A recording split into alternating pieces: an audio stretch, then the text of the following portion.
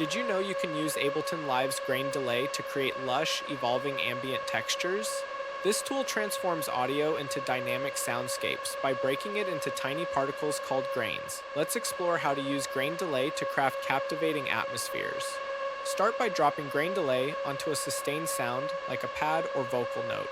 Start with the spray parameter, which scatters grains randomly across time. Higher spray values combined with low frequency settings create spacious textures.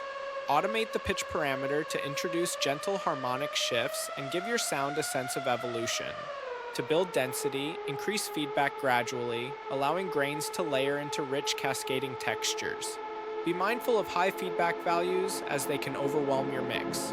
Use random pitch to add subtle detuning and movement for extra depth. For advanced sound design, layer multiple grain delay instances. Set one for diffuse textures with high spray, and another for rhythmic elements by syncing delay time to your tempo. Combine grain delay with effects like chorus or phaser to add dynamic movement. Use the dry-wet control to blend the effect with the original audio, maintaining clarity while exploring grain delay's sonic possibilities. Experiment with these techniques to transform simple sounds into immersive, evolving landscapes.